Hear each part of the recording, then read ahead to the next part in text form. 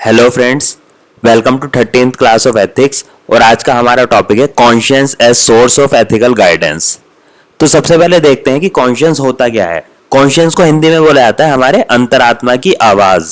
Conscience जो होता है वो हमारी इनर वॉइस है जो हमें गाइड करती है कि हमारा बिहेवियर कैसा होना चाहिए। कॉन्शियंस जो है ये हमें बताता है कि मतलब क्या क्या चीज सही है, क्या चीज गलत है। जैसे फॉर एग्जांपल आपने कभी कभी देखा होगा कि आप कोई डिसीजन लेते हैं, ठीक है, मान लीजिए आपने डिसीजन गलत ले लिया है ना, तो कॉन्शियंस जो है वो आपको अंदर से एक आवाज आएगी कि यार तूने ना ये चीज सही नहीं की, तूने गलत कर दिया ये, ठीक। तो इसको कॉन्शियंस बोला जाता है। अब इसकी डेफिनेशन देख लेते हैं। Human conscience is a moral constitution inner voice which guides the behaviour of human. Example, feeling of guilt when wrong is done. मतलब जैसे आप सोचिए कि कोई कंट्री होती है ना, उसको कैसे, उसकी जो गवर्नमेंट होगी वो कैसी होगी, ये लिखा हुआ होगा उसके कॉन्स्टिट्यूशन में। वो किस तरह की पॉलिसीज बनाएगी, वहां पे सिटीजन्स को क्या राइट्स हैं, ये सब कॉन्स्टिट्यूशन में लिखा होता है। तो ऐसे ही ह्यूमन जो है ना, उसके लिए कॉन्शियंस जो है वो उसका एक मोरल कॉन्स्टिट्यूशन है। वही उसको गाइड करेगा कि उसका बिहेवियर कैसा होना चाहिए। अब इसका एग्जांपल है feeling of guilt when wrong is done. मतलब यदि आपने कुछ गलत कर दिया, ठीक है, तो आपका कॉन्शियंस जो होगा ना, उसकी वजह से आपको थोड़ा गिल्ट फील होगा कि हाँ ये मैंने गलत किया। या फिर इसको ऐसे समझिए कि मान लीजिए आपके पास दो ऑप्शन है करने के लिए, है ना, दो ऑप्शन आपके पास करने के लिए है, तो आपका जो कॉन्शियंस होगा ना वो आपको गाइड करेगा कि हाँ ये चीज सही है तो तुझे ये काम करना चाहिए। आगे हम इसको एग्जांपल से समझेंगे। अब देखिए अगला पॉइंट है when laws are external, when while laws are external check conscience is inner check. मतलब आपके बिहेवियर को रेगुलेट करने के लिए सरकार ने बहुत सारे लॉज भी बनाए हैं, है ना।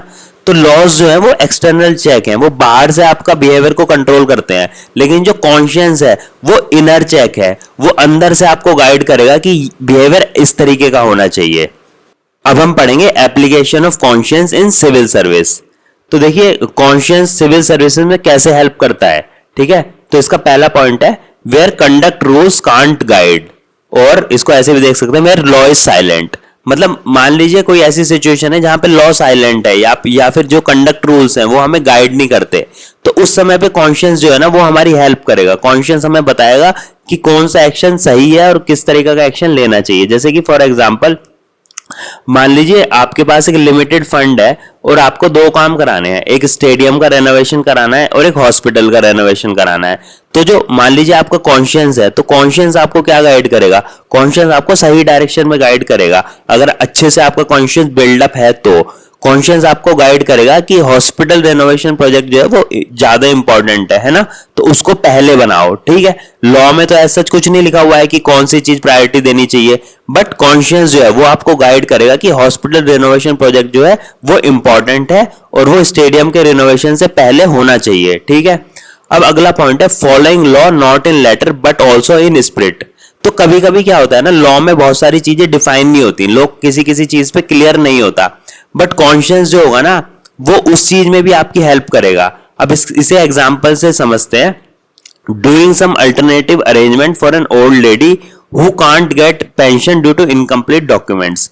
अब सपोज कीजिए कि आप कोई पब्लिक सर्वेंट है और कोई ओल्ड लेडी आती है पेंशन के लिए आपके पास, और मान लीजिए उसके पास जो डॉक्यूमेंट्स हैं वो पूरे कंप्लीट नहीं है, ठीक है। अब लॉ क्या कहेगा, लॉ के हिसाब से तो यही है कि अगर डॉक्यूमेंट्स कंप्लीट नहीं है तो उसको पेंशन नहीं मिलनी चाहिए।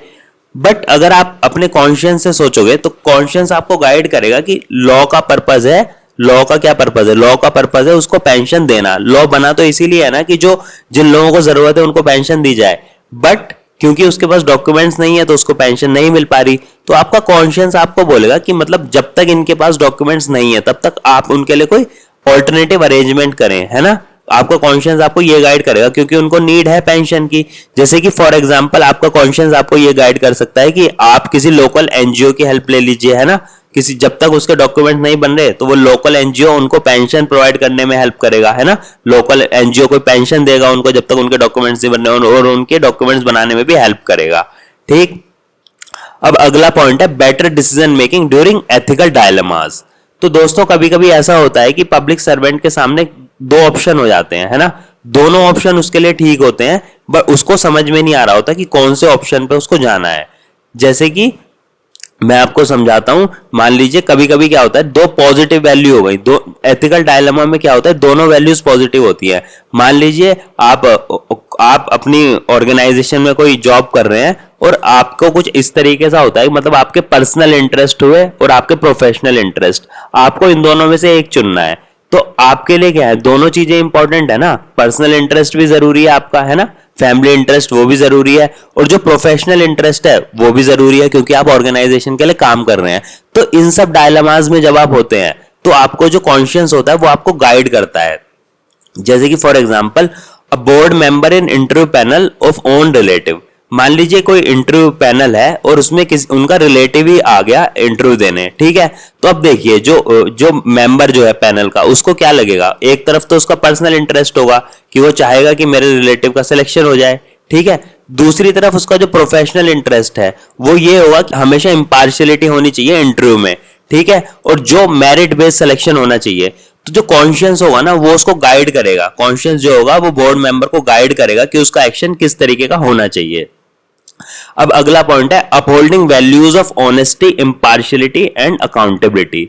तो जो कॉन्शियस होगा वो किसी पर्सन की हेल्प करेगा या फिर कोई सिविल सर्वेंट है उनकी हेल्प करेगा इन वैल्यूज को अपहोल्ड करने में, जैसे ऑनेस्टी हो गया, इंपार्शियलिटी हो गया, अकाउंटेबिलिटी हो गया।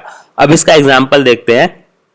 IAS Durga Shakti Nagpal motivated by her conscience to take action against the politically supported sand mafia. जैसे आईएएस दुर्गा शक्ति नागपाल थी, तो इन्होंने जो सैंड माफिया जो थे, जो पॉलिटिकली सपोर्टेड थे, तो उनके अगेंस्ट एक्शन लिया, है ना। तो इन्होंने क्या किया, इन्होंने ये वैल्यूज अपहोल्ड करी, ये ऑनेस्टी हो गई, इंपार्शियलिटी हो गई, अकाउंटेबिलिटी हो गई, है ना। She has taken an action against corruption and nexus between politicians. तो इन्होंने ये सब वैल्यूज को अपहोल्ड किया अपने एक्शंस के थ्रू, और इनको गाइड किसने किया, इनको गाइड किया इनके कॉन्शियंस ने। अब हमारा अगला टॉपिक है क्राइसिस ऑफ कॉन्शियंस। तो कभी कभी क्या होता है ना कि मान लीजिए आपने कोई ऐसा डिसीजन लिया और बाद में डिसीजन लेने के बाद आपका कॉन्शियंस आपको हमेशा ये बोलेगा कि तुमने जो डिसीजन लिया है ये सही नहीं लिया, ये गलत डिसीजन लिया है। तो उसकी वजह से कभी कभी क्या होता है ना, आपके अंदर एक एक्सट्रीम फीलिंग ऑफ गिल्ट हो जाएगा, या फिर बहुत आपको टेंशन होने लगेगी, बहुत एंजाइटी होने लगेगी कि मैंने ये डिसीजन कैसे लिया, मैंने क्यों लिया ये गलत डिसीजन। तो आपको बार बार हमेशा ऐसा लगता रहेगा कि मैंने बहुत गलत डिसीजन ले लिया। तो वो मतलब एक डिफिकल्ट सिचुएशन है आपके लिए। अब इसकी डेफिनेशन पढ़ लेते हैं। इसकी डेफिनेशन है extreme level of feeling of tension and guilt after taking a decision because person feels that he has done something morally wrong. तो पर्सन को ऐसा लगेगा कि उसने कुछ मॉरली रॉन्ग कर दिया है, जिसकी वजह से उसको फीलिंग ऑफ टेंशन हो जाएगी, गिल्ट हो जाएगी। अब इसको एक एग्जांपल से समझते हैं। मान लीजिए कोई कंपनी है और कंपनी में कोई सीनियर मैनेजर है, ठीक है, और कंपनी ने डायरेक्शन दिए हैं कि जो कंपनी का जो टॉक्सिक वेस्ट है उसको रिवर में डंप कर दिया जाए, है ना। तो जो मैनेजर है वो अपनी कंपनी के इंस्ट्रक्शंस को फॉलो करेगा, है ना, और जो लोग होंगे उनको बोलेगा कि ठीक है आप इसमें डंप कर दो टॉक्सिक वेस्ट रिवर में। लेकिन वो ये एक्शन कर तो रहा है, लेकिन उसको बाद में क्या लगता है कि ये जो टॉक्सिक वेस्ट हम इसमें डंप कर रहे हैं रिवर में, ये सही नहीं है, ये रिवर के अंदर जो एक्वेटिक एनिमल्स हैं उनके लिए भी सही नहीं है, और जो वहां के लोकल लोग हैं उसको बाद में ये रियलाइज होता है कि उसके जो लोकल लोग हैं उनकी भी हेल्थ पे नेगेटिव इफेक्ट्स डाल सकता है। तो वो मतलब उसने एक्शन ले लिया है, वो डंप करवा रहा है क्योंकि कंपनी उसको बोल रही है ना, तो वो भी अलाउ कर रहा है जो कंपनी में बाकी लोग हैं उनको डंप करने के लिए। बट अंदर ही अंदर सपोज उसको बाद में ऐसा लगता है कि उसका जो एक्शन है बहुत गलत है, उसकी वजह से नेगेटिव इंप्लीकेशंस हैं। तो इसकी वजह से इसको क्राइसिस ऑफ कॉन्शियंस हो सकता है, जिसकी वजह से बहुत टेंशन ले सकता है, इसको बहुत ज्यादा गिल्ट फीलिंग हो सकती है। अब देखते हैं कि कॉन्शियसनेस और कॉन्शियंस ये दोनों क्या चीजें हैं, इन दोनों में क्या अंतर होता है ना। अब कॉन्शियसनेस का मतलब होता है अवेयरनेस, मतलब आप किसी चीज के लिए कॉन्शियस है, मतलब आप उस चीज की आपके अंदर अवेयरनेस है उस चीज को लेकर, है ना। कॉन्शियंस हम पढ़ ही चुके हैं, कॉन्शियंस इंडिकेट्स मोरल सेंस, है ना, मॉरल सेंस मतलब कि क्या आपका डिसीजन होना चाहिए, किस तरीके का आपको एक्शन लेना है, ये पढ़ चुके हैं हम। अब देखिए जो कॉन्शियसनेस है ना, it is necessary for conscious. अब जो कॉन्शियसनेस है ना, it is necessary for conscience, मतलब आपका कॉन्शियंस भी आपको कब गाइड करेगा, जब आपको किसी चीज की जानकारी होगी, जब आप उस चीज के लिए अवेयर होंगे, तभी तो आपका कॉन्शियंस उसको गाइड करेगा ना। जैसे कि ये पिछला जो हमने एग्जांपल देखा, टॉक्सिक वेस्ट डंप करने वाला। जब मान लीजिए सीनियर मैनेजर को जब पता होगा, वो कॉन्शियस होगा कि हाँ भाई इसके नेगेटिव हेल्थ इंप्लीकेशंस हैं, है ना, एक्वेटिक मैमल्स, एक्वेटिक एनिमल्स के लिए भी और जो लोकल लोग हैं उनके लिए भी, तभी जब वो उस चीज के लिए कॉन्शियस होगा तभी तो उसका कॉन्शियस उसको बोलेगा ना कि तुम गलत कर रहे हो। जब तक उसको अवेयरनेस ही नहीं होगी तब तक उसका कॉन्शियस उसको कैसे गाइड कर सकता है। ठीक है, तो ये हमने टॉपिक पढ़ लिया, कॉन्शियसनेस एंड कॉन्शियस। अब देखते हैं वीकनेस ऑफ कॉन्शियस। अब कॉन्शियस जो है उसकी क्या क्या लिमिटेशंस हैं। तो इसकी सबसे पहले लिमिटेशंस है, it is a subjective concept. मतलब ये एक सब्जेक्टिव कंसेप्ट है, ये कोई ऑब्जेक्टिव कंसेप्ट नहीं है। अब देखते हैं कैसे ये एक सब्जेक्टिव कंसेप्ट है। अब इसमें देखिए different from person to person. ठीक है, ये जो कॉन्शियस है ना, ये हर आदमी का अलग अलग होता है। ये जरूरी नहीं कि हर आदमी का कॉन्शियस बिल्कुल सेम हो, और ये भी जरूरी नहीं कि हर आदमी का कॉन्शियस उसको राइट डायरेक्शन में ही गाइड करे। क्यों? Because it is based on socialisation, है ना। आप कैसी फैमिली में बड़े होते हैं, आपका फ्रेंड सर्कल कैसा है, आप किस स्कूल में पढ़ते हैं, आपको आपके टीचर्स ने क्या सिखाया है, आपके रोल मॉडल्स कौन है, इन सब चीजों से आपका कॉन्शियस बिल्ड होता है। अब सपोज कीजिए, मान लीजिए कोई टेररिस्ट है ना, कोई टेररिस्ट है और कोई एक पैट्रियट है, एक देशभक्त है, तो उन दोनों का कॉन्शियस बिल्कुल सेम नहीं हो सकता ना, दोनों का कॉन्शियस तो अलग अलग रहेगा। जो टेररिस्ट है उसके लिए सिविलियंस की किलिंग करना, हो सकता है उसका कॉन्शियस उसको मना ना करे, उसका कॉन्शियस बोले ये बिल्कुल ठीक एक्शन है तुम्हारा। लेकिन मान लीजिए कोई देशभक्त आदमी है, तो वो तो कभी सिविलियंस की किलिंग नहीं करेगा ना, उसका कॉन्शियस तो हमेशा उसको ये बोलेगा कि मतलब किसी भी सिविलियन को मारना बहुत गलत चीज है। तो कॉन्शियस जो होता है वो सोशलाइजेशन के ऊपर डिपेंड करता है, और वो हर पर्सन का अलग अलग होता है। अब कुछ और एग्जांपल देख लेते हैं। Opinion on eating non veg food. ठीक है, सपोज कीजिए कोई नॉर्थ इंडिया में, मेनली नॉर्थ इंडिया में कोई पर्सन है जिसके फैमिली बिलीफ्स ऐसे हैं कि नॉन वेज फूड नहीं खाना चाहिए, है ना। तो उसका कॉन्शियस उसको मान लीजिए सपोज वो किसी पार्टी फंक्शन में गया है जहां पे नॉन वेज फूड सर्व हो रहा है, तो वो नॉन वेज फूड नहीं खाएगा क्योंकि उसका कॉन्शियस उसको ये बोलेगा कि नॉन वेज फूड खाना सही नहीं है। और सपोज कीजिए कोई दूसरा पर्सन है, वो मान लीजिए इंडिया के किसी कोस्टल एरिया से है जहां पे नॉन वेज फूड खाया जाता है, उनकी कल्चर ही ऐसी है कि नॉन वेज फूड खाते हैं वो लोग, तो उसका जो कॉन्शियस होगा वो उसको कभी मना नहीं करेगा नॉन वेज फूड खाने के लिए। तो जो हमारा कॉन्शियस है ना, वो सोशलाइजेशन पर ही डिपेंड होता है कि हमारी कैसी सोशलाइजेशन हुई है। अब ये तो हो गया एक मतलब पर्सनल लाइफ बेस्ड एग्जांपल, है ना। मैंने आपको बताया था ना कि आप एथिक्स में कई तरीके के एग्जांपल लिख सकते हैं। एक आप एग्जांपल लिख सकते हैं पर्सनल लाइफ बेस्ड, है ना। ये तो बहुत जनरल, जो आपकी जनरल लाइफ है उसी से बना सकते हैं, ये तुरंत बन जाता है, इसको बनाने में ज्यादा टाइम भी नहीं लगता एग्जाम में। दूसरा हिस्टोरिकल एग्जांपल लिख सकते हैं आप, है ना। हिस्टोरिकल एग्जांपल, आपने हिस्ट्री पढ़ी है उससे रिलेटेड कोई भी एग्जांपल लिख सकते हैं। तीसरा आप एग्जांपल लिख सकते हैं करंट अफेयर्स बेस्ड, है ना। जो जीएस 1 2 3 की आपकी नॉलेज है उससे आप करंट अफेयर्स बेस्ड एग्जांपल लिख सकते हैं। और चौथा आप किसी एडमिनिस्ट्रेटर, किसी आईएएस ऑफिसर, किसी आईपीएस ऑफिसर, इन सब के एग्जांपल लिख सकते हैं। तो एक तो मैंने पर्सनल एग्जांपल लिख दिया, दूसरा मैं हिस्टोरिकल एग्जांपल आपको देता हूं। जैसे कि सपोज क्विट इंडिया मूवमेंट था, है ना, quit India movement for Britishers and Gandhi. तो गांधी जी के लिए तो क्विट इंडिया मूवमेंट ठीक था क्योंकि उनका कॉन्शियस उनको ये बोल रहा था कि भाई फ्रीडम बहुत जरूरी है। लेकिन जो ब्रिटिशर्स होंगे उनका कॉन्शियस उनको ये थोड़ी ना बोल रहा होगा कि इंडियंस के लिए फ्रीडम बहुत जरूरी है। उनका तो कॉन्शियस तो ये बोल रहा होगा ना कि भाई हमारा यहाँ पे रूल है और हमें अपना रूल बना के रखना है। तो अब इस केस में देखिए गांधी जी का कॉन्शियस अलग है, और जो ब्रिटिशर्स होंगे, जो रूल कर रहे होंगे इंडिया पे उस टाइम पे, जो वाइसरॉय होंगे, उनका कॉन्शियस अलग है। ठीक है, तो फिर ये बात को प्रूव करता है कि it is based on socialization and it is different from person to person. अब देखिए, ये पर्सन टू पर्सन तो अलग होता ही है, ये सेम पर्सन में भी अलग अलग तरीके से गाइड कर सकता है। मतलब ये इनकंसिस्टेंट भी है कॉन्शियस। अब देखिए ये इनकंसिस्टेंट कैसे है। Conscious can give different answers to a person when faced with the same situation. मतलब आप किसी सेम सिचुएशन में हैं और आप 2 बार उस सेम सिचुएशन में गए हैं, तो आपका कॉन्शियस जरूरी नहीं है आपको हर बार सेम ही एडवाइस दे। आपका कॉन्शियस आपको उस सिचुएशन में दोनों बार अलग अलग एडवाइस दे सकता है। जैसे कि फॉर एग्जांपल मान लीजिए आप ऑफिस के लिए लेट हो रहे हैं, है ना, आप अपनी गाड़ी से जा रहे हैं और रास्ते में कहीं ट्रैफिक सिग्नल पड़ता है, ठीक है। तो ऐसा हो सकता है कि एक दिन आपका कॉन्शियस आपको ये बोल दे कि भाई ट्रैफिक सिग्नल है तो रुक जाओ, है ना, उसको क्रॉस मत करो। और किसी दिन आपका कॉन्शियस ये बोले कि अरे यार ऑफिस के लिए लेट हो रहे हैं तो ट्रैफिक सिग्नल क्रॉस करते हैं, कोई दिक्कत वाली बात नहीं है इसमें, है ना।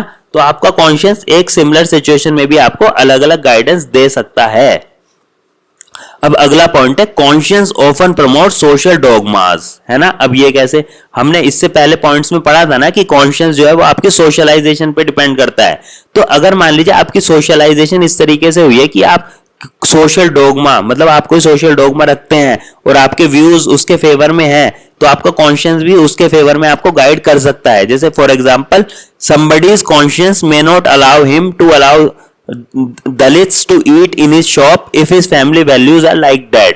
मतलब किसी का कॉन्शियस ऐसा हो सकता है कि उसकी सोशलाइजेशन इस तरीके से हुई हो कि वो दलित्स को अपनी शॉप में खाने के लिए अलाउ ना करे, ठीक।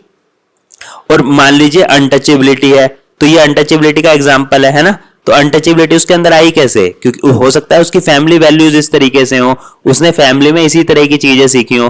तो ये सेम ही पॉइंट हो गया कि सोशलाइजेशन इस तरह से हुई कि उसको क्या है, अनटचेबिलिटी उसके बिहेवियर में आ गई और उसका कॉन्शियस उसको मना भी नहीं कर रहा है, उसका कॉन्शियस बोल रहा है कि हाँ ये बिल्कुल सही बात है। तो ये सब कुछ लिमिटेशंस हैं कॉन्शियस की। अब हमारा अगला टॉपिक है करेज ऑफ कन्विक्शन, ठीक है, करेज ऑफ कन्विक्शन। अब करेज ऑफ कन्विक्शन का मतलब क्या है? करेज ऑफ कन्विक्शन होता है कि मतलब आपको जो चीज सही लगे, है ना, जो चीज आपको सही लगे, आप विदाउट फियरिंग द कॉन्सिक्वेंसेज, मतलब आपको जो चीज सही लग रही है आप उस एक्शन में कदम उठाएं विदाउट फियरिंग द कॉन्सिक्वेंसेज। अब पढ़ लेते हैं इसकी definition. Courage to do what one believes is right in difficult situations without fearing the consequences. अब इसके एग्जाम्पल देखते हैं। इसके एग्जाम्पल है Nelson Mandela fight against apartheid system despite spending 27 years in prison. मतलब नेल्सन मंडेला जो थे वो अपार्थाइड सिस्टम के अगेंस्ट लड़ते रहे, उनको पता था कि भाई अगर इसके खिलाफ लड़ेंगे तो उनको जेल भी हो सकती है, लेकिन वो क्या था, वो फर्म था, उनका बिलीफ फर्म था कि हाँ ये चीज सही है, ये चीज सही है। तो उन्होंने मतलब इस चीज की परवाह नहीं की कि उनको जेल हो जाएगी या उनके साथ क्या होगा, वो उनका जो बिलीफ था, है ना, उनके अंदर करेज था उस बिलीफ के लिए फाइट करने का, even in the difficult situations. तो ये एक एग्जांपल हो गया नेल्सन मंडेला का। दूसरा example Gandhi ji civil disobedience movement, है ना, गांधी जी का जो मूवमेंट था फ्रीडम के लिए, तो उन्होंने क्या था, उनके अंदर करेज था कि भाई हमें ब्रिटिशर्स के अगेंस्ट फाइट करनी है, उसके चाहे कॉन्सिक्वेंसेस कुछ भी हो, ठीक है। तो इसी चीज को बोला जाता है करेज ऑफ कन्विक्शन। मतलब तुम्हारे अंदर करेज है कि अगर तुम कन्विक्ट हो भी गए ना, तब भी तुम्हें बिलीफ होना चाहिए कि हाँ भाई मेरा एक्शन जो है वो बिल्कुल ठीक था। अब कॉन्शियस का एक और मैं एग्जांपल है ना, कॉन्शियस पे, मतलब एग्जांपल क्या, सुप्रीम कोर्ट ने कॉन्शियस के ऊपर एक बात बोली है, इसको भी आप एज ए एग्जांपल यूज कर सकते हो। सुप्रीम कोर्ट ने निर्भया केस के बाद बोला था कि Nirbhaya case shock the collective conscious of country, है ना, Nirbhaya case shock the collective conscious of country. मतलब सुप्रीम कोर्ट ने बोला था ये इतना हीनियस क्राइम है कि इससे जो हमारी कंट्री का जो कलेक्टिव कॉन्शियस है वो भी उससे हिल गया है, ठीक। इसको आप एग्जांपल में यूज कर सकते हो। अब एक कोर्ट पढ़ लेते हैं। कोर्ट में आपको पहले भी सारी वीडियोस में आपको बताता आ रहा हूं कि कोर्ट जो है उससे बेस्ट कुछ भी नहीं है आपको कंक्लूजन देने के लिए, ठीक है, ये आपके मार्क्स को हाईली एनहेंस करेगा। अब गांधी जी का एक कोर्ट है, इन्होंने बोला है there is a higher court than court of justice and that is the court of conscience, it supersedes all other courts. मतलब उन्होंने बोला है कि कोर्ट ऑफ जस्टिस तो है ही, बट उससे भी ऊपर की एक कोर्ट है और जो है कोर्ट ऑफ कॉन्शियस, और वो सारी जो भी अदर कोर्ट्स हैं वो उनको सुपरसीड कर देती है। मतलब वो कोर्ट जो है वो बाकी कोर्ट से भी उसकी वैल्यू ज्यादा है, क्योंकि यदि आपका कॉन्शियस ही आपको सब सही डायरेक्शन में गाइड करता रहेगा तो आप क्राइम ही नहीं करोगे। अगर आप क्राइम नहीं करोगे तो बाकी कोर्ट्स की जरूरत ही नहीं पड़ेगी। सो गाइज, इसी के साथ हमारी ये क्लास खत्म होती है। मेरा एक टेलीग्राम चैनल भी है और एक टेलीग्राम मैंने ग्रुप भी बनाया है। अगर आपको कोई भी एथिक्स से रिलेटेड डाउट पूछने हैं तो आप मुझसे उस ग्रुप पे कांटेक्ट कर सकते हैं। सो थैंक यू गाइज, मिलते हैं अगली क्लास में।